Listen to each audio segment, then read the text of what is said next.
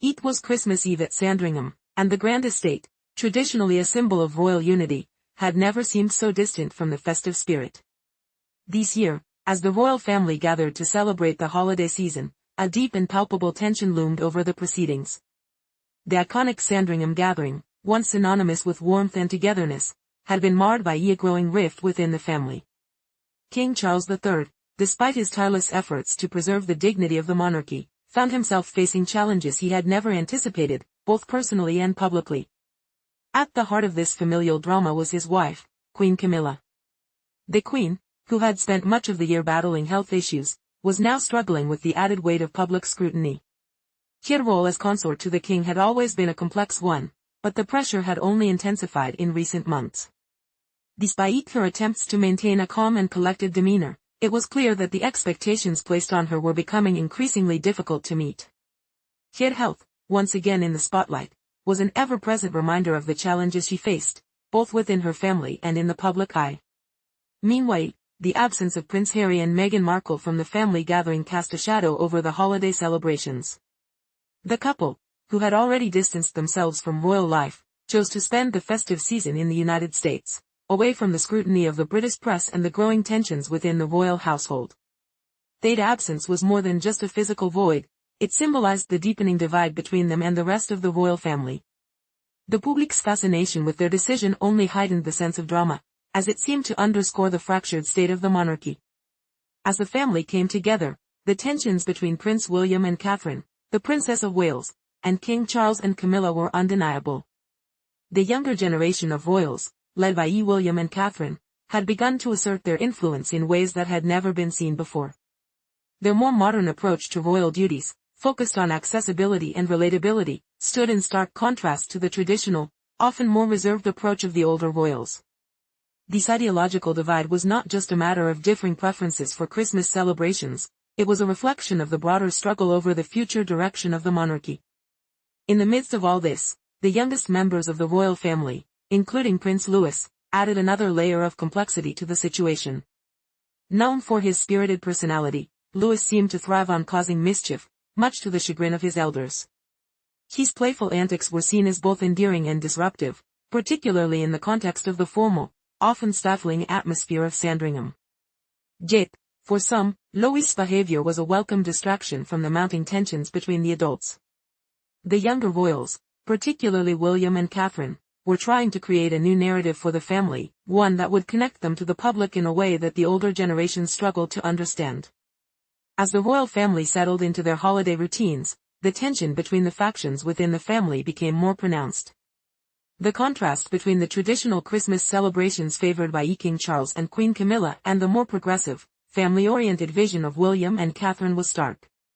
While the older royals cherished the time-honored traditions of the monarchy, the younger generation was intent on creating a new path, one that would reflect their growing role within the institution and their desire to modernize the monarchy. This ideological rift was not just about the holidays, it was a microcosm of the broader generational divide that had begun to emerge within the royal family. The monarchy, once a symbol of unwavering continuity, was now at a crossroads. The younger royals, particularly William and Catherine, were eager to take on a more prominent role, seeking to shape the monarchy in a way that resonated with the modern public. Their vision for the future of the monarchy, however, was not always aligned with the more traditional views of their elders. Queen Camilla, in particular, found herself caught between these two competing visions. As the consort of King Charles, her role was often seen as secondary to his, but it was also one that carried immense responsibility. The weight of public expectations, combined with her ongoing health struggles, made her position increasingly precarious. While King Charles tried to maintain control over the situation, the growing divide within the family seemed to undermine his efforts. The absence of Prince Harry and Meghan Markle, who had long been the subject of media scrutiny, only served to exacerbate the situation. Their decision to spend Christmas away from the royal family had been a deliberate one, but it also symbolized the deepening fracture between them and the rest of the monarchy. For many, their absence was a sign of the irreparable rift that had formed between them and the institution. Yet, for others within the family, their absence was seen as a welcome relief, a way to avoid the media circus that often surrounded their every move.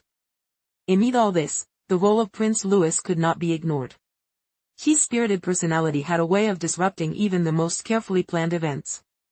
While some saw him as a symbol of youthful energy and joy, others found his antics to be a source of frustration. His interactions with Queen Camila, in particular, were seen as emblematic of the broader tensions within the family. Louis, who was known for his mischievous nature, often found himself at odds with the more formal expectations of royal behavior. His playful disruptions, though often innocent, were a stark reminder of the challenges the royal family faced as they tried to navigate their place in the modern world. As the royal family's Christmas gathering came to a close, the ramifications of the tensions at Sandringham became increasingly apparent. The public fallout from the family drama was unavoidable. The rift between the older and younger generations of royals was no longer a matter of private squabbles, it had become a public spectacle.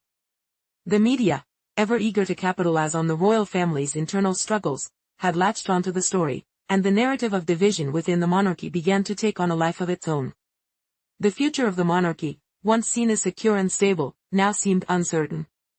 King Charles and Queen Camilla were left to navigate a complex web of relationships, all while trying to maintain the dignity of the institution. The pressures of leadership, combined with the growing sense of disunity within the family, made it clear that the monarchy was facing one of its greatest challenges in recent history. Prince William and Catherine, for their part, seemed increasingly determined to assert their own vision for the monarchy. They had already begun to carve out a more prominent role for themselves, one that was more in tune with the changing expectations of the public. But this shift in focus was not without its challenges. As the future king and queen consort, they would be expected to balance tradition with the demands of a modern, often skeptical, public. The growing tensions between the royal family and the public's changing expectations of the monarchy would have lasting consequences. As the younger generation of royals began to assert their influence, the older generation would have to decide whether to embrace this shift or risk being left behind. The future of the monarchy depended on how well these generational divides could be navigated. Would King Charles and Queen Camilla find a way to bridge the gap, or would the younger royals continue to forge their own path? Only time would tell. As the year progressed, the drama at Sandringham was but a prelude to what would undoubtedly be a tumultuous period for the royal family. The fractures within the family were unlikely to heal quickly, and the monarchy's future remained uncertain.